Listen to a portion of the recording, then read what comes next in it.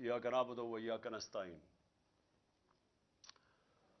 मेरे पाकिस्तानियों और मेरे जो कारकुन हैं तहरीक इंसाफ के, मैं ख़ास तौर पे आज आपको मुबारक देता हूं।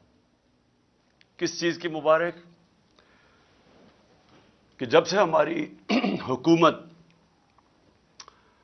हमारी हुकूमत हटाई गई एक साजिश के तहत, मैं उस दिन से एक ही बात बार बार कहता रहा कि पाकिस्तान में जब तक साफ और शफाफ इलेक्शन नहीं होंगे, हमारा मुल्क एक दलदल में फंसता जाएगा। उससे पहले भी जब साजिश हो रही थी हमारी गवर्नमेंट गिराने की, तो उस वक्त जो आर्मी चीफ थे उसको मैंने समझाया कि जब भी आपने सियासी इस्तेकाम खत्म किया, एक गवर्नमेंट गिरा के, जब पॉलिटिकल इंस्टेबिलिटी, जैसी गवर्नमेंट गिरेगी पॉलिटिकल स्टेबिलिटी आएगी, मैं तब कहा कि आप कोई भी, और खास तौर पे ये लोग जिनको मैं 30 साल से जानता हूं, माशियत को नहीं संभाल सकेंगे। और शौकत तरीन को भी भेजा समझाने की कोशिश की कि किधर पाकिस्तान खड़ा है, दुनिया का क्या माहौल है। यूक्रेन की जंग शुरू हो चुकी थी, कमोडिटी सुपर साइकिल, कीमतें ऊपर चली गई थी दुनिया में। तो जो हमारे लिए मुश्किलात थी, वो मुश्किलात बढ़नी थी जैसे ही एक हुकूमत को हटाते और सियासी इस्तेकाम खत्म होता। तो मैंने अपनी पूरी कोशिश की, अपनी गवर्नमेंट भी मैंने डिसॉल्व कर दी। लोगों को ये याद नहीं कि अप्रैल के पहले हफ्ते में मैंने अपनी गवर्नमेंट डिसॉल्व कर दी थी। मैंने कहा इलेक्शंस करवाओ। सुप्रीम कोर्ट में चले गए, हमें शिकस्त हो गई, हमने कबूल कर ली। हम इनकी तरह रोते नहीं हैं। जब सुप्रीम कोर्ट का फैसला हुआ हमने कबूल कर लिया, हमारी गवर्नमेंट चली गई। उसके बाद मैं बार बार ये कहता रहा कि जब तक आप इस मुल्क में इलेक्शन नहीं करवाएंगे, सियासी तौर पे मुल्क स्टेबल नहीं होगा। और अगर सियासी तौर पे स्टेबल नहीं होगा तो माशी भी इस्तेकाम नहीं आएगा। और जैसे जैसे हमारी माशियत नीचे जाती रही, मैं बार बार तोते की तरह यह कहता रहा कि ये इलेक्शंस करवाओ। लेकिन मसला यह आ गया कि ये जो पीडीएम की पार्टीज थी, ये भी और जो इनके पीछे हैंडलर्स थे, दोनों डर गए इलेक्शंस करवाने से। और वो इलेक्शंस इसलिए नहीं करवा रहे थे कि जैसे जैसे अवाम खड़ी होती गई तहरीक इंसाफ के साथ, उस गवर्नमेंट के साथ, यानी कभी भी पाकिस्तान की तारीख में एक गवर्नमेंट गिराई गई हो, कभी अवाम उसके लिए नहीं निकली। यानी हमारी मैं सारी तारीख जानता हूं, मैं तकरीबन जिस तरह पाकिस्तान के साथ बड़ा हुआ हूं, जब मार्शल लॉ भी लगता था तो लोग आके मिठाइयां बांटते थे। जो भी गवर्नमेंट 90 की दिहाई में गिरती थी, लोग मिठाइयां बांटते थे। तो यह पहली दफा हुआ कि पब्लिक सड़कों पे आ गई, लाखों लोग सड़कों के ऊपर आए और उन्होंने कहा कि यह हम मानते नहीं, ये जो साजिश करके रजीम चेंज किया गया।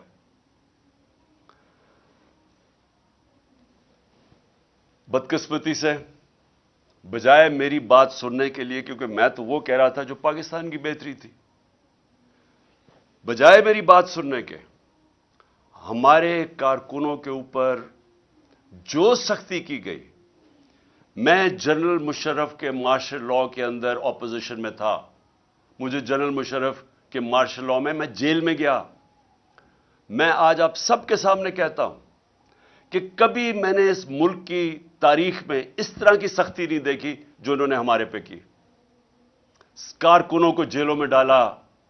25 मई को मैं बार बार कहता हूं, जो जुल्म किया इन्होंने, लोगों के घर 3-3 बजे लोगों के घरों में घुस के, ना चादर ना चार दीवारी, लोगों को उठा के ले गए। कभी ऐसे नहीं हुआ पाकिस्तान में। हमारे खिलाफ 3 लॉन्ग मार्चेस हुई, कितनी एफआईआर काटी और किसको कौन सा पुलिस एक्शन लिया, कितनी टीयर गैसिंग हुई। लेकिन 25 मई को जो उन्होंने हमारे से किया, और उसके बाद मुसलसल करते रहे, एफआईआर्स के ऊपर एफआईआर्स काटते गए मेरे कारकुनों पे।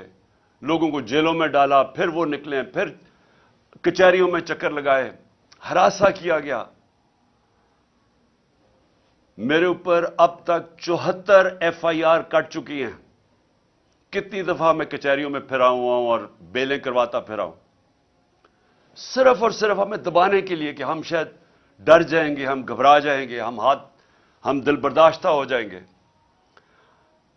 صحافیوں سے جو کیا گیا, کبھی پاکستان میں اس طرح, اور صحافیوں سے کن سے کیا گیا؟ وہ صحافی جن کی اس معاشرے کے اندر ایک پہچان تھی, کریڈیبلٹی تھی, محب وطن تھے, ان صحافیوں سے جو انہوں نے کیا. اور یہ قوم کبھی نہیں بھولے گی جو ارشد شریف سے کیا, کبھی نہ میں بھولوں گا یا قوم بھولے گی کہ ایک ایسا آدمی جس کی کوئی قیمت نہیں تھی ضمیر کی, محب وطن پاکستانی, اس سے جو کیا گیا یہ قوم ہمیشہ یاد رکھے گی. اس کے علاوہ اعظم سواتی, شہباز گل, ہمارے لوگوں کو جو انہوں نے پکڑ کے تشدد کیا, کسٹوڈیل ٹارچر کی گئی, اور ان سے جو ان کے سامنے جو ان کی ننگا کر کے تشدد کر کے ان کی ویڈیوز بنائی گئی. اعظم سواتی کی ویڈیو ہمارے MP کو دکھائی گئی جس کو کہہ رہے تھے کہ نون لیگ میں چلے جاؤ, عمران خان پہ کاٹا مار دیا ہے, اس کو اس کا تشدد کرتے ہوئے اعظم سواتی کی ویڈیو دکھائی گئی. پھر جو نیچے گرے ہیں یہ لوگ, جو گندی ویڈیوز, جو آڈیو لیکس, جو اعظم سواتی کے گھر ان کی بیوی کو اور بیٹی کو جو ویڈیو, گندی ویڈیو بھیجی گئی, کبھی اس ملک میں ایسے نہیں ہوا. اور پھر سلمان فاروقی, اس کو پکڑ کے ننگا کر کے اس کو مارا گیا, اس کو دھمکایا گیا. سوشل میڈیا کے بچوں سے چونکہ 17-18 سال کے بچوں کو پکڑ کے انہوں نے اٹھا کے لے گیا, ان کو مار دھاڑ کے ڈرا دھمکا کے گھر واپس بھیجا گیا. ایسے کبھی نہیں ہوا پاکستان میں. تو کوشش یہ کی گئی کہ ظلم اور خوف پھیلا کے, تو یہ جو ایک تحریک انصاف کے ساتھ قوم جڑ گئی تھی, کسی طرح تحریک انصاف کو ختم کیا جائے.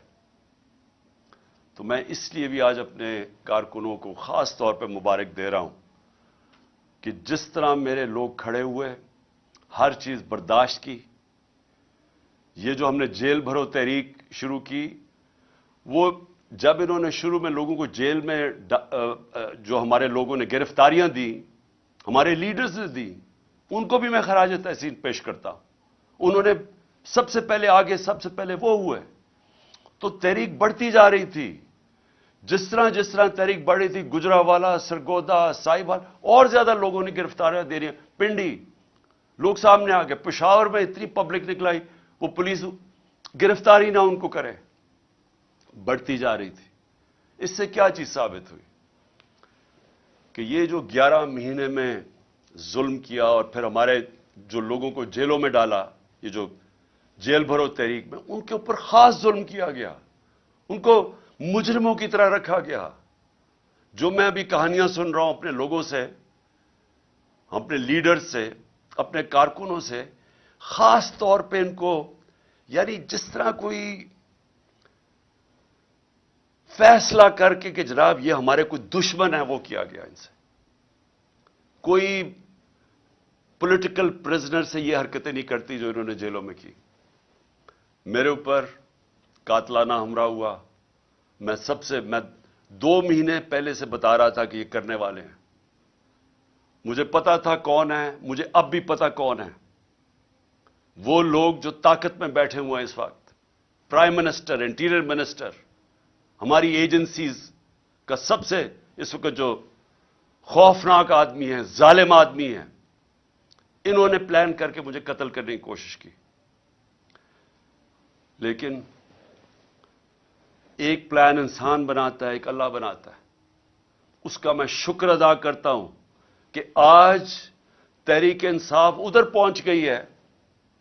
اور میں پھر سے کہتا ہوں کہ میں نے ساری پاکستان کی سیاست 70 سال جیسے مجھے ہوش آئی ہے تب سے دیکھ رہا ہوں. کبھی پاکستان کی تاریخ میں کسی جماعت کو اللہ نے وہ عزت دی جو آج تحریک انصاف کو دی ہے.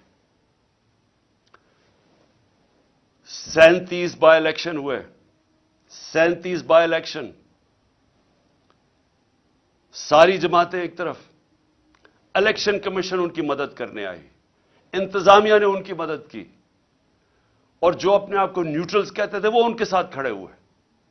उसके बावजूद 37 बाय इलेक्शंस में से 30 बाय इलेक्शन तहरीक इंसाफ जीती। ये जो अभी जामपुर में इलेक्शन हुआ, वो इलाका जिधर देहाती लोग देहातों में रहते हैं, उनको पूरा डराया गया, पूरी तरह एजेंसी से जोर लगाया, पूरी तरह इन्होंने, इंतजामिया ने खौफ की फिजा बनाई, डराया, धमकाया। तो जाए पूछे जरा जामपुर में हुआ क्या। सारी पार्टीज के वोट उनसे अकेली मोहसिन लगारी तहरीक इंसाफ के कैंडिडेट की ज्यादा वोट्स थी। जो जनरल इलेक्शन में वोट पड़ी उससे भी ज्यादा पड़ गई। इससे और ज्यादा खौफजदा थे, और उन्होंने पूरी कोशिश की कि किसी तरह जो आइन के अंदर 90 दिन का इलेक्शन का लिखा हुआ है कि जैसे ही प्रोविंशियल असेंबलीज डिसॉल्व होनी थी तो 90 दिन के अंदर इलेक्शन होना था। गवर्नर्स इनके, उन्होंने नहीं इलेक्शन की डेट दी, इलेक्शन कमीशन उसने नहीं डेट दी। आखिर में सुप्रीम कोर्ट ने फिर उसके ऊपर एक्शन लिया, और आज सारी कौम सुप्रीम कोर्ट का शुक्रगुजार है कि आपने इस मुल्क के आइन की हिफाजत की, और आपने मुल्क को इलेक्शन की तरफ लगाया, जो एक ही तरीका है। अगर पाकिस्तान को इस दलदल से निकालना है, एक ही तरीका है, इलेक्शंस। जो मैं फिर से 11 महीने से लगा हुआ हूं कहने कि इसके अलावा जो भी आप कुछ करेंगे, मजीद दलदल में फंसता जाएगा हमारा मुल्क। और आज हालात क्या है? आज अगर पाकिस्तान के आप हालात देखें तो दुश्मन भी मुल्क से वो ना करे जो इन सारी जमातों ने मिलकर किया। सिर्फ इनका मकसद था कि इनको जो करप्शन के केसेस थे इनके ऊपर, वो माफ करवाने थे। आते साथ ही अपने करप्शन के केसेस माफ करवा लिए। 1100 अरब रुपया, 1100 अरब रुपए के करप्शन के केसेस माफ करवा लिए।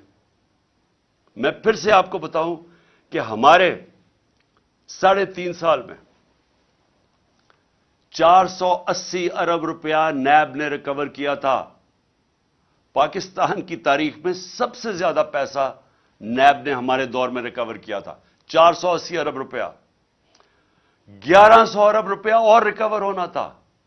इन्होंने असेंबली में आए और सिर्फ पहले आते साथ ही काम किया, उसकी नैब के कानून चेंज किया, अमेंड किया, नैब को खत्म किया। सिर्फ अब नैब का काम रह गया कि इंतकामी कार्रवाई ऑपोजिशन पे करे।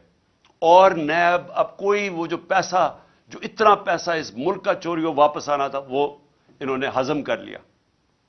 लेकिन उन्होंने जो मुल्क के साथ किया है, और इसीलिए ये सब इलेक्शन से डर रहे हैं। पाकिस्तान की तारीख की सबसे ज्यादा महंगाई, याद रखें, इन्होंने 2 दफा महंगाई मार्च हमारे खिलाफ की थी। आज पाकिस्तान की तारीख की सबसे ज्यादा महंगाई है। जो हम छोड़ के गए थे पिछली अप्रैल में, उसके मुकाबले में जो आज इन्होंने जो पाकिस्तान से किया है, मैं फिर से कहता हूं, यह कोई दुश्मन भी नहीं कर सकता था इस मुल्क के साथ। सबसे ज्यादा पहले मैं महंगाई के ऊपर मैं इसलिए याद कराना चाहता हूं कि घरों के अंदर हमारी माएं बहनें, वो सब देख रही हैं कि क्या हो रहा है। उनको पता है कि जो खाने, बुनियादी चीजों की मैं बात कर रहा हूं, मैं तो और गाड़ियों की और बड़ी चीजों की बात नहीं कर रहा, जो एयरलाइन टिकट महंगे हुए। मैं तो बात कर रहा हूं जो आम घर के अंदर आज चीजें इस्तेमाल होती हैं, उसमें जो महंगाई आई है, ये इस मुल्क की तारीख में नहीं आई। ये जरा मोटी मोटी चीज है कि एक आम घर के अंदर अपने, अगर फैमिली है, मेरे बच्चे हैं, तो मैं क्या, मुझे अंडे चाहिए, 135 से अंडों की कीमत गई है 246। दूध اب دودھ استعمال ہوتا ہے. دودھ ایک ایسی چیز ہے جو کہ بچوں کے لیے استعمال کرنا چاہیے. دودھ کے اندر جب سے یہ آئے ہیں اس کا گیا 116 سے 116 روپے لیٹر سے کیا ہے 156 روپے لیٹر. اب یاد رکھیں کہ یہ ایک عام گھرانہ جس کی تنخواہ ہے 30,000 سے لاکھ روپیہ مہینہ. اب ان کے اندر سوچیں کہ یہ جو قیمتیں میں اب بتا رہا ہوں کہ یہ وہ چیزیں جو استعمال کرتے ہیں. آٹا 20 کے جی کا آٹا ہمارے دور میں 1162 روپے، آج گیا 1705 روپے. چکن، وہ جو کبھی عام آدمی اچھے دنوں کے اندر اگر وہ گوشت کھانا چاہیں تو وہ چکن کھاتے ہیں، وہ 280 روپے سے گیا ہے 460 روپے. پھر گاڑی استعمال کرنی پڑتی ہے. پٹرول 150 روپے لیٹر سے گیا ہے 268 روپیہ. 150 روپے لیٹر سے گیا ہے پٹرول 268 روپے. ڈیزل گیا ہے 144 روپے لیٹر سے 280 روپے لیٹر. تو یہ جو عام ٹرانسپورٹ، اب اس کی وجہ سے ساری چیزیں مہنگی. جنہوں نے آفس جانا ہے، کام کرنا ہے، سب چیزیں مہنگی. گیس کی قیمت دگنی ہو گئی ہے. اب بجلی کی قیمت جس ریٹ پہ ابھی بڑھی ہے اور جو سر چارجز لگا کے بڑھ رہے ہیں وہ تقریباً دگنی ہو گئی ہے. ٹیوب ویل، کسانوں کے لیے میں بات کر رہا ہوں، میں صرف اس لیے یہ جو موٹی موٹی چیزیں باقی میں نہیں بتاتا. کسانوں کے لیے ٹیوب ویل، اب وہ کسان ٹیوب ویل استعمال کرتا ہے، اس کو اپنی فصلیں اگانی ہوتی ہیں، اس کو جو پیسہ بچتا ہے وہ پھر واپس لگاتا ہے. لیکن ٹیوب ویل ہم نے سبسڈائز کیا ہوتا 8 روپے یونٹ. 8 روپے تھا ٹیوب ویل کا، آج وہ چلا گیا ہے 36 روپے. 4 گنا زیادہ مہنگا ہو گیا. پھر ہوا کیا، میں صرف جلدی سے یہ بتا دوں کہ آج حالات ہمارے ہیں کیا. جو روپیہ گرا ہے ہمارے 3.5 سال میں ڈالر کے مقابلے میں روپیہ گرا تھا 55 روپے 3.5 سال میں. یہ یاد رکھیں کہ ان 3.5 سال میں عالمی مہنگائی تھی، کرونا کی وجہ سے سپلائی لائنز افیکٹ ہوئی تھی، اس کی وجہ سے ساری دنیا میں مہنگائی تھی جس کو کموڈٹی سپر سائیکل کہتے ہیں. بجلی مہنگی، سب چیزیں مہنگی ہوگی، تیل مہنگا ہو گیا. اس وقت ہمارے وقت کے اندر اس مہنگائی کے باوجود جو پاکستان تھا اس کے مقابلے میں آج دیکھیں کہ مہنگائی آج کدھر گئی. اس پاکستان کے اندر جو ہماری اکانومی گرو کر رہی تھی 6% پہ، آج وہ 0 پہ چلی گئی ہے. اور جو لوگوں کو خوف آ رہا ہے کہ جس طرح ملک میں سے پیسہ باہر جا رہا ہے، جس طرح انڈسٹری بند ہو رہی ہے، جس طرح کسان متاثر ہو رہا ہے، خوف اب یہ ہے کہ یہ جب 0 پہ جب پہنچ جائے گی گروتھ ریٹ، اس کا مطلب بے روزگاری اور بڑھ جائے گی. اور بے روزگاری ایک طرف بڑھے گی، دوسری طرف مہنگائی بڑھ رہی ہے. اور آگے مایوسی ہے کہ 8 لاکھ پاکستانی پروفیشنلز ملک چھوڑ کے باہر چلے گئے. یہ ہے مایوسی کا عالم اس دور میں. دو اور چیزیں میں آپ کو بتا دوں کہ اس دور میں کوئی بڑا مسئلہ نہیں آیا. ہمارے دور میں کرونا آیا جو صدی میں ایک دفعہ اتنا بڑا ایک عذاب آتا ہے. صدی میں ایک دفعہ اس طرح کا ایک سانحہ ہوتا ہے جو ساری دنیا میں، کرونا نے دنیا میں جو امپیکٹ کیا. ہمارے دور میں اس کے باوجود ہمارا ملک بھی آگے جا رہا تھا، ہماری معیشت بھی 6% پہ بڑھ رہی تھی. 17 سالوں کے بعد اس طرح اوپر جا رہا تھا. انڈسٹری وہ ریکارڈ پرفارم کر رہی تھی، وہ آگے بڑھ رہی تھی. ہمارا جو زرعی پیداوار تھی وہ 4.5% پہ تھی، وہ کوئی 17 سال کے بعد اوپر ملک جا رہا تھا. تو جب ملک اوپر بھی جا رہا تھا، روزگار 50 لاکھ نئی نوکریاں ملی ہمارے دور میں. تو اس مشکل حالات کے اندر کرونا کے باوجود، کموڈٹی سپر سائیکل کے باوجود، ہم جب وہ ملک کو سنبھال رہے تھے تو ان کے کون سی قیامت آئی کہ آج پاکستان ادھر آ کے کھڑا ہو گیا؟ آج جو سب سے بڑا مسئلہ ہے کہ آج اگر جس طرح ہم جا رہے ہیں، ابھی مزید اور مہنگائی آنے والی ہے. ابھی یہ جو روپیہ گرا ہے، حال ہی میں جو روپیہ ابھی اور گرا ہے، اس کا بھی اور امپیکٹ پڑے گا. اور بھی تیل اور پٹرول اور مہنگے ہونے لگے، اور یہ مزید اور ہم دلدل میں دھستے جائیں گے. تو اس کا حل کیا ہے؟ میں آج اصل میں اپنی، کیونکہ یہ الیکشن ہماری کیمپین شروع ہونے لگی ہے، تو میں پہلے اب آپ کو بتاتا ہوں کہ راستہ کیا ہے اس میں سے نکلنے کا. قوم آج یہ پوچھ رہی ہے کہ اگر تحریک انصاف آتی ہے تو ہم کیا کریں گے؟ ہم کیسے قوم کو اس مشکل وقت سے نکالیں گے؟ سب سے پہلے جب تک اس ملک کے اندر ایک گورنمنٹ نہیں آتی جو ایک پبلک مینڈیٹ لے کے آئے، جو پبلک کی ووٹ سے آئے، جو پبلک جس پہ اعتماد کرے. پہلا تو اگر ملک کو اب اس دلدل سے نکالنا ہے، پہلے تو وہ گورنمنٹ چاہیے جس کے ساتھ پاکستان کی قوم کھڑی ہو، اور وہ صرف الیکشن سے آ سکتی ہے. میں یہ امید رکھ رہا تھا کہ جب 2 صوبوں کے اندر الیکشن اب سپریم کورٹ نے کہہ دیا اور وہ ہوں گے انشاءاللہ 30 اپریل کو، تو میں امید یہ رکھ رہا تھا کہ اتنی ان میں عقل آ جائے گی کہ بجائے 60% پاکستان میں الیکشن ہو، جنرل الیکشن کر دیں. اس سے ملک میں، کیونکہ جنرل الیکشن ہوگا تو ملک کے اندر استحکام آئے گا. کیونکہ جو بھی ہم کریں گے، جب تک ایک گورنمنٹ، ایک پاکستان کے اندر نیشنل الیکشنز ہو کے ایک گورنمنٹ نہیں آتی، تو سیاسی استحکام نہیں آنے لگا. اور وہ سیاسی استحکام الیکشنز میں آئے گا اور اس کے بعد معاشی استحکام آئے گا. تو پہلا قدم تو یہ ہے کہ الیکشنز کروا کے ایک گورنمنٹ آئے پبلک کا مینڈیٹ لے کے، جو 5 سال کے لیے آئے، اور اس کے ساتھ اس کو عوام اس کے اوپر اعتماد رکھے کہ یہ مسئلے حل کرے گی. پھر یہ پہلا قدم ہے اس دلدل سے نکلنے کا. کیونکہ اس سے کیا ہوگا؟ اس سے ایک عوام کے اندر اعتماد آ جائے گا کہ اب یہ گورنمنٹ 5 سال کے لیے آ گئی. ہمیشہ یہ یاد رکھے کہ معیشت کے لیے سرٹنٹی، انگریزی کا لفظ ہے سرٹنٹی. جب تک لوگوں کو یہ اعتماد نہیں ہوتا کہ میں اگلے 2 3 4 5 سال تک یہی رہے گی حکومت، یہی پالیسیز رہیں گی، جب تک یہ اعتماد نہیں ہوتا، جو بزنس مین ہے، جو انویسٹر ہے، وہ پیسہ اپنا نہیں لگاتا.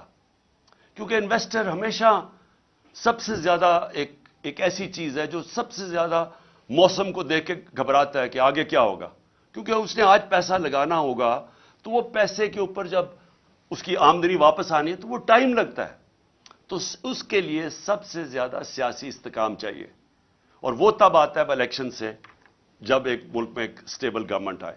تو پہلا قدم تو یہ ہے کہ اس وقت پاکستان کے لیے نمبر 1 چیز یہ ہے کہ ہم پولیٹیکل سٹیبلٹی لے کے آئیں. تو اس کے لیے الیکشنز کی ضرورت ہے.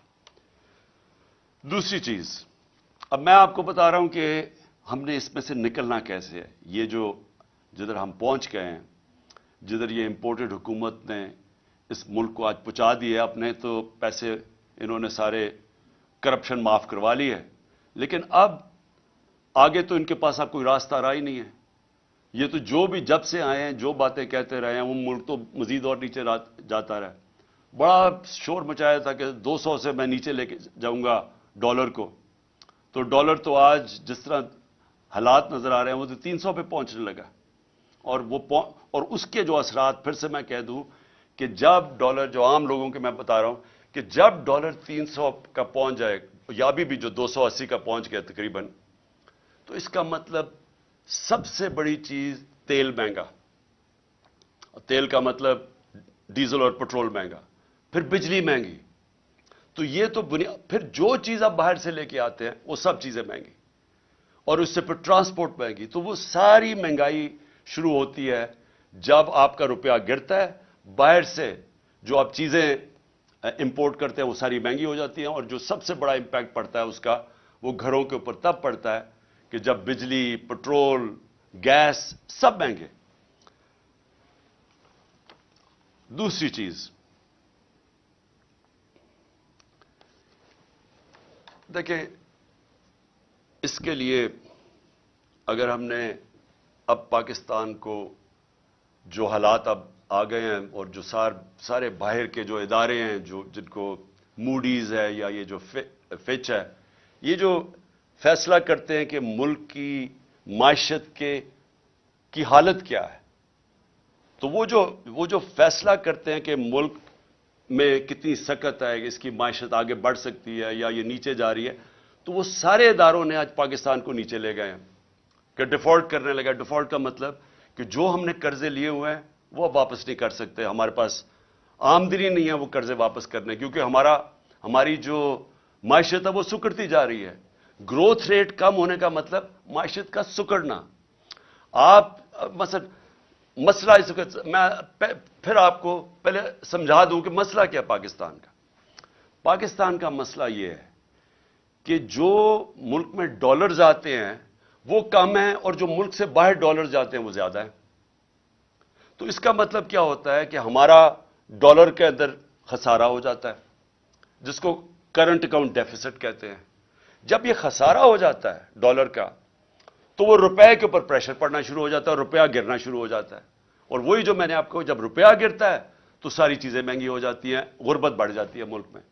और मुल्क में जब रुपया आपका गिरता है तो मुल्क की आमदनी गिर जाती है।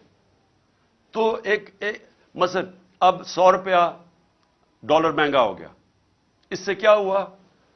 इससे हमारी पाकिस्तानी, अगर आपके बैंक में पैसे पड़े हुए हैं रुपयों में, तो वो 100 रुपये, अगर आपका 300 रुपया पड़ा हुआ है तो उसमें से 100 रुपया कम हो गया, उसकी यानी खरीदार की पावर कम होगी। लेकिन अगर आपने ये जो सारे बाहर से इंपोर्टेड गवर्नमेंट है, इनके तो सारा पैसा बाहर पड़ा हुआ है, इनके तो डॉलर्स में पैसे पड़े हैं, इनकी प्रॉपर्टीज में फिर बैंक अकाउंट सारे डॉलर्स में हैं, तो इनको मजीद 100 रुपए का फायदा हो गया। तो पाकिस्तानी गरीब हो गए और ये जो बाहर से चोरी करके पैसा बाहर ले जाते हैं, इनकी दौलत में इजाफा हो गया। तो सबसे जो मैं ये दूसरे पॉइंट आपको कहने लगा था कि सबसे इंपॉर्टेंट अब चीज क्या है इस वक्त, इस मुश्किल जो हम आगे देख रहे हैं, इससे अगर हमें निकलना है तो एक मुल्क को यूनाइट होना पड़ेगा, हमें मुत्तहिद होना पड़ेगा। ये जंग अब ये ऐसी नहीं लड़ी जाएगी कि गवर्नमेंट आई और कोई गवर्नमेंट समझे कि वो अकेली लड़ सकती है। अवाम को साथ खड़ा होना पड़ेगा, इदारों को साथ खड़ा होना पड़ेगा, सबको मुत्तहिद होकर इसका मुकाबला करना पड़ेगा। और जब भी दुनिया के अंदर किसी कौम के ऊपर मुश्किल वक्त आता है, आप दुनिया की तारीख देख लें, आप और तो और मिसाल दूसरी जंग अजीम में 2 मुल्क मुकम्मल तौर पर तबाह हो गए, जर्मनी और जापान, लेकिन 10-10 साल में फिर खड़े हो गए, क्योंकि वो कौमें थी, उन्होंने मिलकर मुकाबला किया, सब इकट्ठे हुए, इदारे सब ने फैसला किया कि हमने फिर से अपने पैर पे खड़ा होना है, और खड़े हो गए।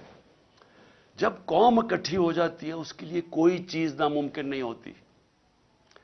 कौम जब फैसला कर लेती है कि हमने अपने पैर पे खड़ा होना है, एक गैरतमंद मुल्क बनना है, किसी के सामने हाथ नहीं फैलाना, जब उसमें खुददारी आ जाती है वो फिर कुर्बानियां देती है। और मुश्किल वक्त से निकलने के लिए हमेशा कुर्बानियां देनी पड़ती हैं। अब मेरा घर है, कर्जे चढ़ गए, अब जब कर्जे चढ़ गए तो मैं क्या करूंगा? मैं अपनी आमदनी बढ़ाने की कोशिश करूंगा, और जब तक मेरी आमदनी बढ़ती मैं अपने खर्चे कम करूंगा। इसके अलावा तो जब से अल्लाह ने दुनिया बनाई है और कोई दूसरा रास्ता नहीं है। तो हमारे सामने भी अब पाकिस्तान के सामने यह रास्ता है, हमने अपने खर्चे कम करने हैं। हमने हर वो इदारा जो कि पाकिस्तान के ऊपर बोझ बना हुआ है, हर वो गवर्नमेंट कॉर्पोरेशन जो बोझ बनी, अब हमने सोचना है कि हम कैसे इनको ठीक करना है। और इसके लिए हमें वो जो पाकिस्तान ने अपनी तारीख में नहीं उठाए, हम शॉर्टकट्स ले लेते हैं, हम एड ले लेते हैं, हम कर्जे ले लेते हैं, उससे क्या होता है? और जो ये हुकूमत करने की कोशिश कर रही है, हाथ फैलाया है कि जो कहीं से कर्जे आ जाए, बड़ा यानी खुशियां बनाई जाती हैं कि जी वहां से چائنا نے $500 ملین کا قرضہ دے دیا. لیکن یہ تو کینسر کا علاج ڈسپرن سے ہو رہا ہے. کینسر تو پھیلتی جا رہی ہے. کینسر کا جب تک کینسر کاٹ کے نکالی نہیں جائے گی، اب یہ ملک کا علاج ہو نہیں سکتا قرضوں سے. تو اس سے کیا کرنا ہے؟ پہلے تو ہم نے اپنے خرچے کم کرنے ہیں. کئی ہماری گورنمنٹ کارپوریشن نقصان کر رہی ہیں، ان کو بالکل ریسٹرکچر کرنا ہے. ہم نے اتنی بڑی گورنمنٹس بنا دی ہیں، سوچنا ہے کہ ان کو ہم نے صحیح طرح چلانا کیسے ہے. ہم نے مثلا پینشنز ہیں، اور پینشنز اتنی زیادہ ہو گئی ہیں کہ ہمارا جو خرچہ ایک صوبے کا خرچہ ہوتا ہے، اس میں اس کا زیادہ پیسہ پینشنز پہ چلا جاتا ہے. حالانکہ دنیا میں پینشنز کے لیے پیسہ بنایا جاتا ہے. پینشنز کو سیونگ کروا کے جو لوگ پینشن دے رہے ہوتے ہیں وہ اپنی پینشن فنڈ میں کنٹریبیوٹ کرتے رہتے ہیں، وہ بڑا فنڈ بن جاتا ہے. مہاتر محمد نے مجھے بتایا کہ وہ ان کا جو پینشن فنڈ ہے وہ ان کے لیے پیسے وہ انویسٹ کرتے ہیں، اسے پیسہ آتا ہے، اور اس سے پیسے میں وہ ملک کی دولت میں اضافہ ہوتا ہے. ہمارے لیے وہ بوجھ بنا ہوا ہے. تو میں صرف مثال دے رہا ہوں کہ ہمیں اب وہ قدم اٹھانے پڑیں گے جو اب تک ہم پاکستان میں نہیں کرتے رہے. ریولوشنری چینجز کرنے پڑیں گے، اور اس میں سب کو اکٹھا ہونا پڑے گا. ہم سارے جو ادارے ہیں سب کو فیصلہ کرنا پڑے گا کہ اب یہ راستہ ہے ہمارا، اور ہم سب نے اس راستے پہ جانا ہے. آمدنی کیسے بڑھے گی؟ ایکسپورٹس بڑھانی پڑیں گے. یعنی اس ملک میں اب ڈالر لانے پڑیں گے. وہ کون کون سے طریقے ڈالرز لانے کے لیے؟ ایکسپورٹس. آج تک کسی نے توجہ ہی نہیں دی ایکسپورٹس کے اوپر. جو ساری دنیا میں ملک آگے بڑھے ہیں، چائنا آگے بڑھا ہے، ایسٹ ایشین ٹائیگرز آگے بڑھے ہیں، وہ ساروں نے اپنی ایکسپورٹس کے اوپر زور دیا ہے. ہم نے کبھی توجہ ہی نہیں دی کسی نے. ہم جب آئے تھے تو پچھلے 5 سال ہمارے پہلے export to G D P ratio وہ نیچے چلی گئی تھی، بجائے پازیٹو ہونے کے نیچے آ گیا تھا، کیونکہ کسی کی توجہ ہی نہیں ایکسپورٹس کے اوپر.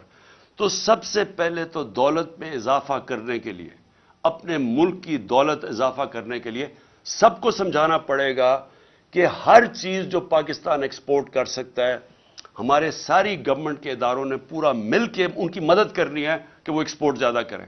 ابھی آپ ایکسپورٹر سے، جب میں پرائم منسٹر تھا تو ان سے پوچھتا تھا تو وہ آتے ساتھ ہی بتاتے تھے کہ کتنی رکاوٹیں ہیں ان کے راستے میں، کہ ہماری گورنمنٹ کی کتنی رکاوٹیں ہیں ان کے راستے میں ایکسپورٹ کرنے کے لیے. تو پہلے تو یہ سمجھ لینا کہ جب تک ہم ایکسپورٹس کے اوپر ساری قوم مل کے انکریج نہیں کرے گی، ایکسپورٹرز کو پرائزز نہیں دیں گے، ان کو ہم ریکگنائز نہیں کریں گے، ان کو وی آئی پیز نہیں بنائیں گے، تب تک یہ ملک اب اس دلدل سے نہیں نکل سکتا. اس کے علاوہ، ایکسپورٹس کے علاوہ اور کون سی چیزیں ہیں جو ڈالر لا سکتی ہیں؟ پہلے تو سوچیں اور کون سی چیز ڈالرز ہمارا خرچہ بچا سکتی ہے. ہم مثلا پام آئل امپورٹ کرتے ہیں، ہم نے کیوں نہیں سوچا کہ اور کیا طریقے ہیں کہ ہم پام آئل کی اپنی امپورٹ کم کر سکیں؟ ہم نے پختونخوا کے اندر 2013 کے بعد ایک پورا زیتون کی پوری پلانٹیشن کرنی شروع کی، اور آج وہ انقلاب آ چکا ہے زیتون کا. اور زیتون کے اتنے ہم نے اب وہ لگا دیے ہیں، جنگل بنا دیے ہیں کہ انشاءاللہ تھوڑی دیر کے بعد ہم زیتون ایکسپورٹ کر سکیں گے. لیکن یہ ہمیں سب پہلے چیزیں سوچنی چاہیے تھی، کیونکہ جب بھی پاکستان کا اب آگے دیکھیں گے تو سارا وقت ہمیں سوچنا ہے کہ ڈالرز اس ملک میں کیسے آئیں گے. کون سی ایسی مثلا ٹورزم ہے. سوئٹزرلینڈ صرف ٹورزم سے 60 سے 80 ارب ڈالر کماتا ہے ٹورزم سے. ہمارا جو پہاڑی علاقہ ہے، یہ جس کو ہم ناردرن ایریاز کہتے ہیں، وہ دگنا ہے سوئٹزرلینڈ سے، اس سے زیادہ خوبصورت ہے. لیکن ہم تو کوئی پیسہ نہیں کماتے اس سے، کیونکہ ہم نے کسی نے سوچا ہی نہیں ہے. ہمارے جو اس ملک میں صاحب اقتدار، ہماری ایلیٹ، وہ ساری گرمیاں تو گزارتی ہے جا کے انگلینڈ میں اور یورپ میں چلی جاتی ہے. کسی کو پتہ ہی نہیں ہے کہ ہم کس طرح کی، اللہ نے ہمیں کس طرح کی نعمتیں دی ہوئی ہیں جو ہمارے ہیں. تو ہم نے کبھی سوچا ہی نہیں ہے اس کا. تو ایکسپورٹس بڑھانا، ٹورزم، پھر جس طرح میں نے کہا پام آئل، زیتون، ہر چیز وہ جو ہم باہر سے امپورٹ کرتے ہیں پاکستان میں ہر کچھ ہم اگوا سکتے ہیں. ہم نے کبھی اس کے اوپر نہیں سوچا. ہمارا سارا تقریباً کتنے 100 کلومیٹر کا ہمارا سمندر ہے، ادھر ہم سارا پام آئل اگا سکتے ہیں، کبھی کسی نے سوچا نہیں۔ پھر ہم کیسے، جو اصل اب چیلنج ہے میں آپ کو سنوں کہ انویسٹمنٹ لے کے آنی ہے پاکستان میں، ہم کیسے انویسٹمنٹ لا سکتے ہیں؟ میں آپ کو، ہندوستان 6.5 گنا بڑا پاکستان سے ہے۔ پچھلے سال پاکستان میں جو انویسٹمنٹ آئی ہے 2022 میں $2 ارب۔ ہندوستان میں کتنی انویسٹمنٹ آئی ہے؟ $75 ارب۔ ہم جب تک ایک ملک میں انویسٹمنٹ ہی لے کے آئیں گے، ہماری دولت کے اندر پھر بھی اضافہ نہیں ہوگا، کیونکہ انویسٹمنٹ جب ڈالرز میں آئے گی، ہمارا جو ریزروز ہے ڈالر کے بڑھیں گے۔ ہمیں یہ مسئلہ نہیں آئے گا جو آج آیا ہوا ہے کہ ہمارے ریزروز ہی ختم ہو گئے، ڈالر ختم ہو گئے، روپیہ گر رہا ہے، مہنگائی بڑھ رہی ہے۔ کوئی پاکستان میں آج سرمایہ کاری کرنے کے لیے کیوں نہیں تیار؟ کیونکہ وہ ڈالر ہی خریدتے ہیں، اس کو ضرورت کیا جب روپیہ گر رہا ہے؟ باہر سے بھی کسی کو اعتماد نہیں ہے۔ تو تب جب انویسٹمنٹ جب تک پاکستان میں ہم نہیں لے کے آئیں گے، صحیح معنی میں ہماری دولت میں اضافہ نہیں ہوگا۔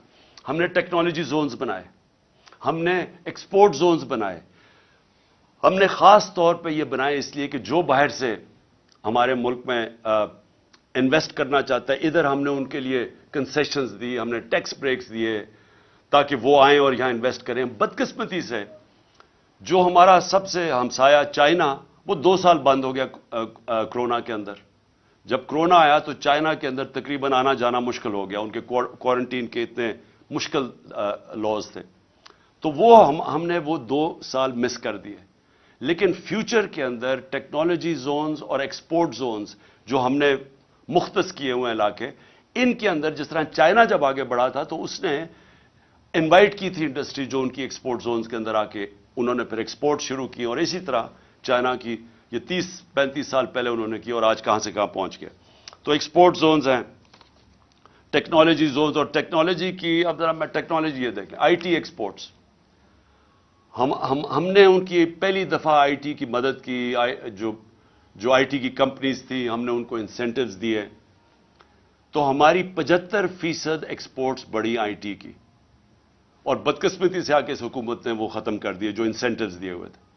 ہندوستان کی آئی ٹی کی صرف ایکسپورٹس $150 ارب ہے جو وہ آئی ٹی ایکسپورٹس کرتی ہے۔ تو ہمارے پاس ایک ینگ پاپولیشن ہے، نوجوان آبادی ہے، ہمارے پاس بڑے آرام سے اگر ہندوستان کر سکتا ہے، ہم کم از کم $20-30 ارب تو ایکسپورٹ کر سکتے ہیں۔ کبھی کسی نے توجہ نہیں دی، تو اس کے اوپر ہم زور لگا رہے ہیں، اور ہم نے آخری 2 سال کوشش بھی کی۔ لیکن یہ جو میں انویسٹمنٹ کی پہلے بات کر رہا ہوں، دیکھیں یہ کیسے انویسٹمنٹ آئے گی پاکستان میں؟ ہمیں ایک ماحول بنانا پڑے گا۔ وہ ماحول کیسے بنے گا؟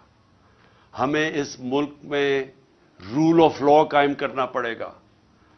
اگر اب پاکستان نے آگے بڑھنا ہے تو یہ جو میں انصاف کی تحریک 26 سال پہلے چلائی تھی، یہ آپ سمجھ جائیں کہ جس ملک کے اندر انصاف ہے، قانون کی حکمرانی ہے، وہ ملک ترقی کر جاتے ہیں، وہ خوشحال ہے۔ جن ملکوں کے اندر جنگل کا قانون ہے، بنانا ریپبلکس ہیں، جس کی لاٹھی اس کی بھینس ہے، وہ جتنے مرضی آپ وسائل ان ملکوں میں قائم رکھ دیں، وہ ملک آگے نہیں بڑھ سکتے۔ میں یہ بار بار آپ کے سامنے یہ کہتا رہا ہوں کہ جو مدینہ کی ریاست میرے نبی صلی اللہ علیہ وسلم نے بنائی تھی، اس کی بنیاد عدل اور انصاف تھا۔ اللہ اس لیے حکم کرتا ہے کہ ان کے سنت پہ چلو، سیکھو کہ انہوں نے وہ دنیا کے سب سے عظیم لیڈر تھے، انہوں نے وہ کام کیا جو دنیا میں کسی انسان نے نہیں کر سکا۔ انہوں نے اس ملک کو کہاں سے، اب مدینہ کو دنیا کی امامت کی وہاں سے اٹھ کے ان لوگوں جن کی حیثیت کوئی نہیں تھی، تو سب سے پہلے مدینہ میں عدل اور انصاف قائم کیا۔ آج اب دنیا اٹھا کے دیکھ لیں، جن ممالک کے اندر رول آف لا ہے وہ خوشحال ہیں، اور جن ممالک کے اندر جس طرح ہمارے آج حالات ہیں کہ این آر او مل جاتا ہے، کیوں نہیں جی؟ کس یورپین ملک میں کبھی سنا ہے این آر او کسی کو ملتا ہوا؟ کبھی امریکہ میں سنا ہے، سوئٹزرلینڈ میں سنا ہے؟ کبھی سنا ہے کہ آپ چوری کریں، ملک کی دولت چوری کرو اور آپ کہیں جی میں قانون سے اوپر ہوں؟ اس کو جنگل کا قانون کہتے ہیں۔ کبھی سنا ہے؟ اپنے پاکستانی آپ کے باہر ہیں، 1 करोड़ पाकिस्तानी बाहर बैठा हुआ है। कभी उनसे पूछें कि Europe, England, America, Norway, Australia, कभी कब्जा ग्रुप का नाम सुना है? कभी कोई ताकतवर कमजोर की जमीन पर कब्जा कर सकता है? क्योंकि इंसाफ है वहां। क्यों आपके लोग यहां से पूरी हर किस्म की कोशिश करते हैं बाहर जाने के लिए? अभी मुझे अफसोस हुआ, हमारी एक हॉकी प्लेयर थी, तुर्की से जाते हुए इटली, वो उनकी किश्ती डूब गई, उसमें पता नहीं कितने 26 पाकिस्तानी भी डूब गए और वो हमारी हॉकी प्लेयर भी डूब गई। तो क्यों सोचा कि क्यों इतने लोग चांस लेते हैं? हर रोज आप पढ़ते हैं कि वो किश्तियों में जाने की कोशिश कर रहे हैं यूरोप में और वहां रास्ते में डूब जाते हैं। क्यों जाते हैं? वहां पैसे तो कोई बांट नहीं रहा। उन मुल्कों के अंदर इंसाफ है। इंसाफ का मतलब क्या है कि मैं अगर मेहनत करूंगा मुझे मेहनत का फल मिलेगा। वो ऐसे मुल्क हैं जब आप, जिसको आज एक लफ्ज इस्तेमाल किया जाता है, level playing field. Level playing field तब आती है जिस मुल्क के अंदर रूल ऑफ लॉ होता है, इंसाफ होता है। जब एक मुल्क के अंदर इंसाफ होता है, लोगों को तहफ्फुज मिलता है, उनके जिसको फंडामेंटल राइट्स कहते हैं, बुनियादी हकूक को उनके मुल्क का कानून हिफाजत करता है उनकी। जब मुझे प्रोटेक्शन मिलती है तभी मैं आजाद होता हूं, और आजाद लोग ही बड़े काम करते हैं। तो जो बुनियादी चीज इंसाफ देता है वो आजादी देता है, वो एक इंसान को लेवल प्लेइंग फील्ड देता है।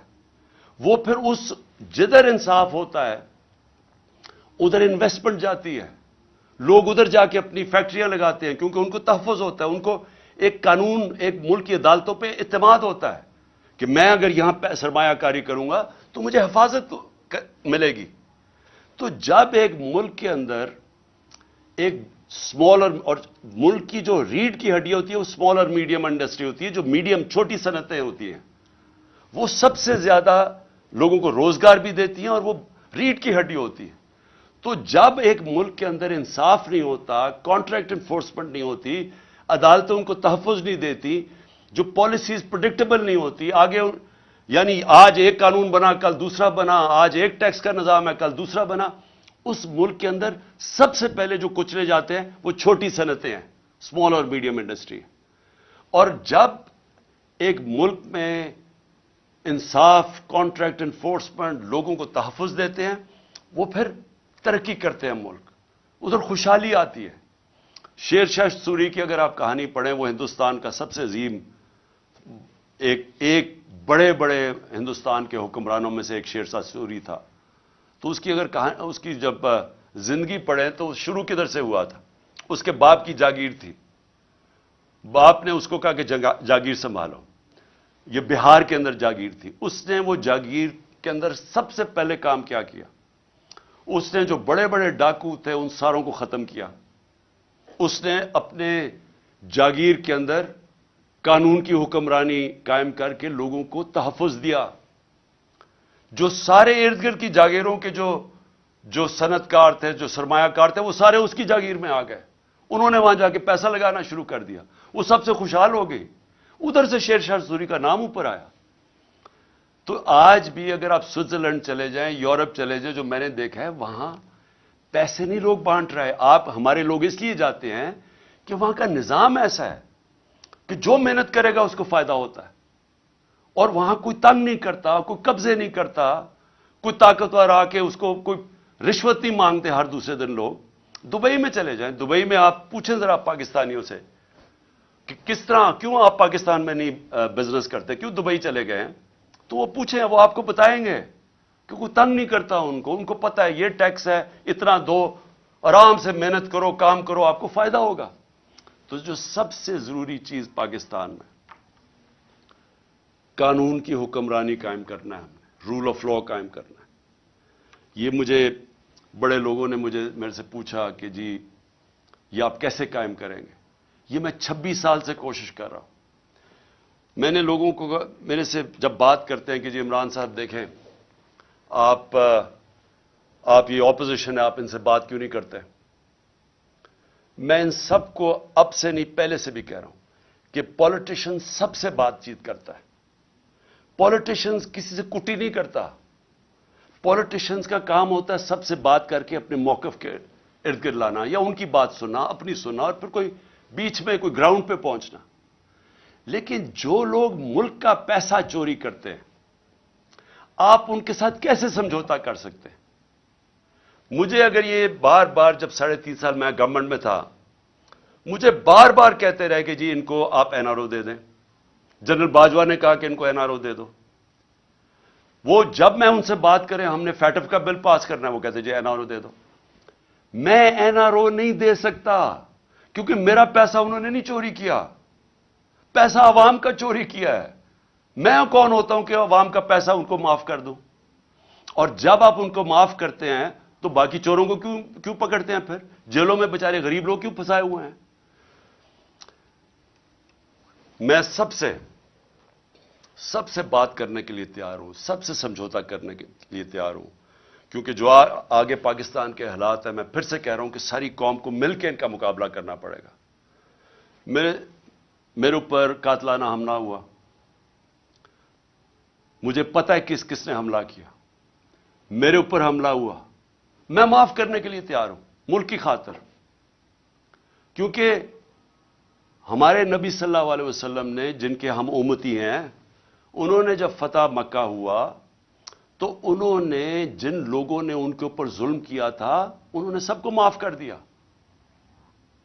نیلسن منڈیلا نے اسی سنت پہ چلتے ہوئے، کیونکہ وہ تو رحمت العالمین ہے نا، وہ تو سب انسانوں کے لیے ایک رحمت بن کے آئے تھے.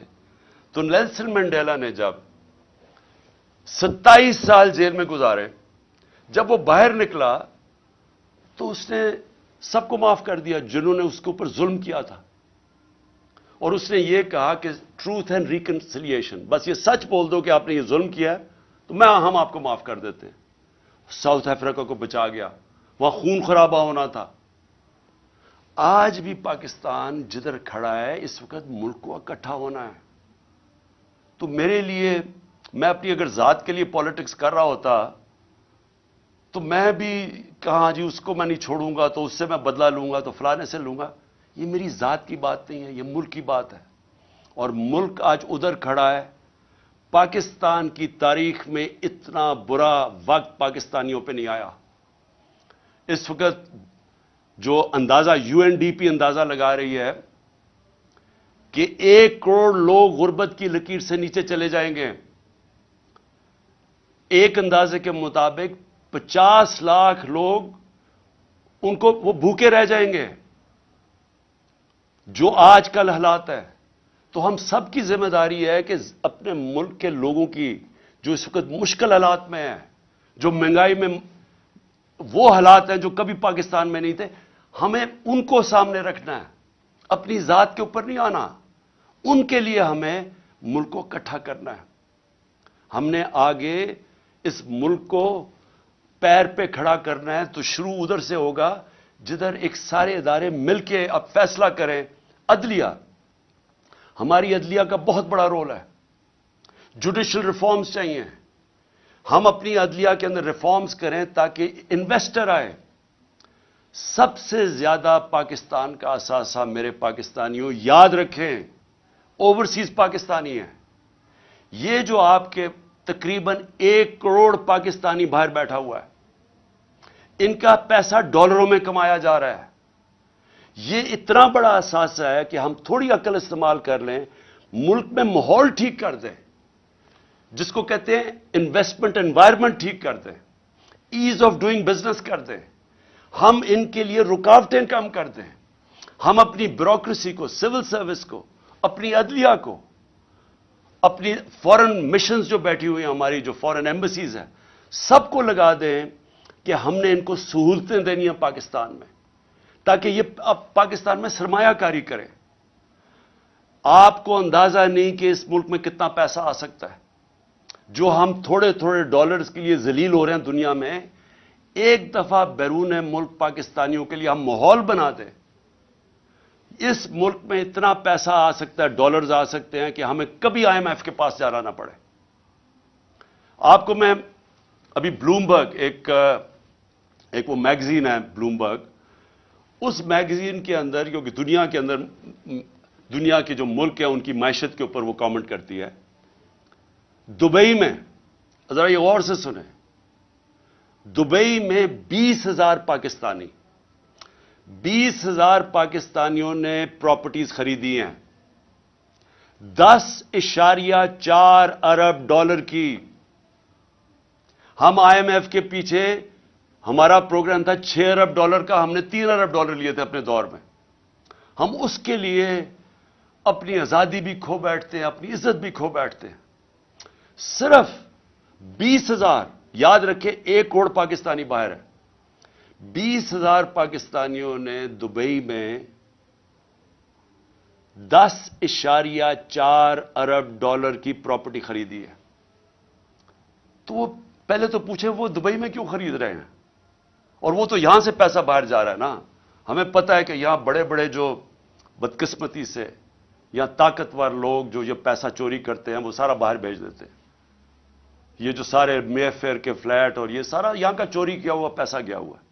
تو میں تو صرف دبئی کی بات کر رہا ہوں، میں تو یورپ کی نہیں بات کر رہا، میں امریکہ کی نہیں بات کر رہا، میں انگلینڈ کی بات نہیں کر رہا، لندن میں کتنی پراپرٹیز ہے پاکستانیوں کی اس کی بات نہیں کر رہا، میں تو صرف دبئی کی بات کر رہا ہوں. سوچیں پاکستانیوں کا یہ تو ملک سے باہر پیسہ جا رہا ہے. یہ سوچ لیں کہ ان 1 کروڑ پاکستانیوں میں سے اگر 5 لاکھ پاکستانی فیصلہ کریں پاکستان میں سرمایہ کاری کرنے کا، میں آپ کو یقین دلاتا ہوں کہ پاکستان کے ڈالر کا مسئلہ حل ہو جائے گا. لیکن اس کے لیے رول آف لا، قانون کی حکمرانی، وہ ماحول بنانا پڑے گا جس میں ان کے لیے آسانیاں ہم پیدا کریں تاکہ وہ پیسہ اپنا لے کے آئیں. اور یہ دنیا میں جب ویتنام، یہ جو ملک آگے بڑھے ہیں، ان ساروں نے ماحول پیدا کیا جدھر سے باہر سے انویسٹمنٹ آئی. لیکن ان کے پاس ان کے لوگوں نے نہیں کی، انہوں نے تو چائنیز انویسٹمنٹ لے کے آئے ویتنام میں. ہمارے پاس تو یہ ہمارا اثاثہ بیٹھا ہوا ہے، ہم نے صرف ماحول ٹھیک کرنا ہے، ہم نے ان کے لیے آسانیاں پیدا کرنی ہیں. ہم نے اس ملک کے اندر انصاف قائم کرنا ہے، اور انصاف کا مطلب قانون کے سامنے سب ایک برابر. جب تک یہ نہیں ہوگا یہ ملک آگے نہیں بڑھ سکتا. میں آپ کو بار بار نبی صلی اللہ علیہ وسلم کی جو حدیث ہے کہ تمہارے سے پہلے بڑی قومیں تباہ ہوئی، جب طاقتور چوری کرے اسے نہ پکڑو اور کمزور کو جیلوں میں ڈالو، وہ قوم تباہ ہو جاتی ہے. یہ ہماری تباہی کا سب سے بڑا مسئلہ آج یہ ہے کہ طاقتور چوری کر کے کہتا ہے NRO دے دو، نہیں تو ہم تمہاری گورنمنٹ نہیں چلے دیں گے، اور ہم صرف چھوٹے چوروں کو جیل میں ڈالتے ہیں، ملک تباہ ہو جاتا ہے. تو جو ان ساری چیزوں کو ایک اگر پوائنٹ سب سے زیادہ وہ ہے قانون کی حکمرانی، رول آف لا. تو آخر میں اور اس میں اور میں بتا دوں، ہم ٹیکس ریفارمز کر رہے تھے، ہم FBR کو ٹھیک کر رہے تھے، ٹیکنالوجی لے کے آ رہے تھے، ہم نے ٹریک اینڈ ٹریس سسٹم بنا دیا تھا، ہم نے آرٹیفیشل انٹیلیجنس کے ذریعے ہم نے 35 ملین ٹیکس پیئرز کو آئیڈینٹیفائی کیا رہا تھا جو مزید جو ٹیکس نہیں دے رہے تھے لیکن ان کے پاس وسائل تھے. تو ہم نے آرٹیفیشل انٹیلیجنس کے ذریعے ان کو آئیڈینٹیفائی کیا تھا، اور آہستہ آہستہ ہمارے پاس تو ابھی صرف 25 لاکھ ٹیکس پیئر والے لوگ ہیں. 22 کروڑ میں صرف 25 لاکھ لوگ ٹیکس دیتے ہیں. تو ہم نے یہ جو تقریباً 3.5 کروڑ لوگوں کو آئیڈینٹیفائی کیا تھا، اگر ہم ان کو ٹیکس میں لے آئیں تو ہماری آمدنی میں اور اضافہ ہو جائے گا، ہماری انویسٹمنٹ آ جائے، ڈالرز آ جائیں گے، ہماری ایکسپورٹس آہستہ آہستہ جو ہم بڑھا رہے تھے اور ان کو انسینٹیوائز کریں اس میں ڈالرز میں اضافہ ہو جائے گا. تو آخر میں اور پھر مدنیات، ہم نے کبھی اس کے اوپر زور ہی نہیں دیا. ایک تو بڑا غلط کیا کہ سارے صوبوں کے اندر منرلز کی جو ڈپارٹمنٹ ہے وہ ادھر ڈال دی. ان کے پاس کیپیسٹی نہیں ہے. اتنا زیادہ پوٹینشیل ہے پاکستان مدنیات یا منرلز کو ہم بیچ کے، ہم نے اس میں بھی ایسٹیمیٹ کیا ہم اور ڈالرز لا سکتے ہیں پاکستان کے اندر. تو آخر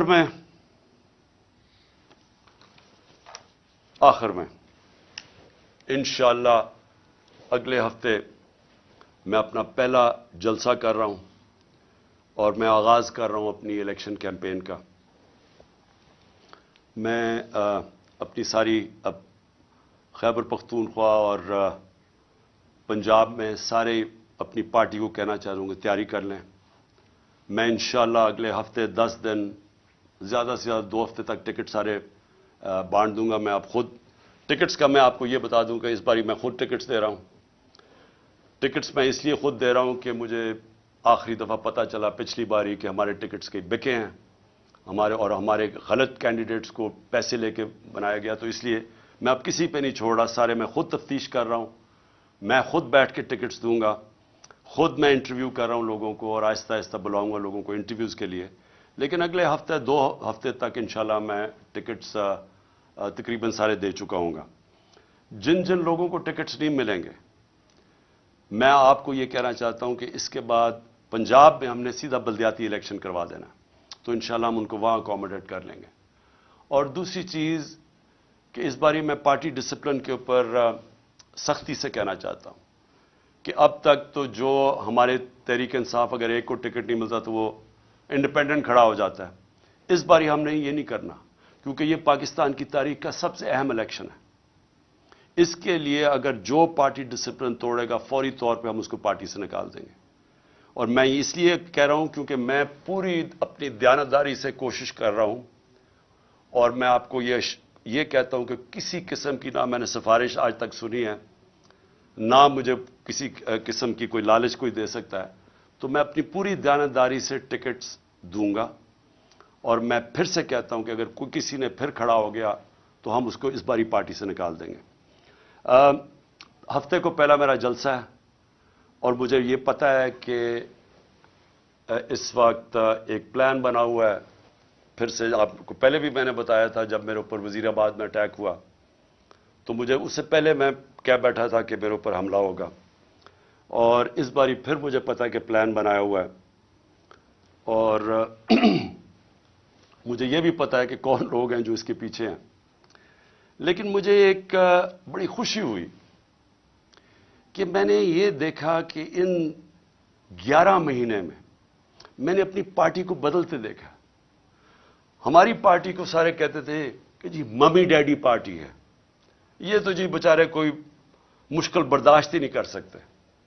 لیکن میں نے جو اپنی پارٹی کو بدلتے دیکھا, 25 مئی کو انہوں نے یہ جو ایک بدماش ہے ان کا انٹیریئر منسٹر, اور یہ جو سارے مل کے انہوں نے ہمارے اوپر ظلم کیا, اور ان کا یہ خیال تھا کہ اب پارٹی بالکل بیٹھ جائے گی, اب یہ نہیں کھڑی ہوتی.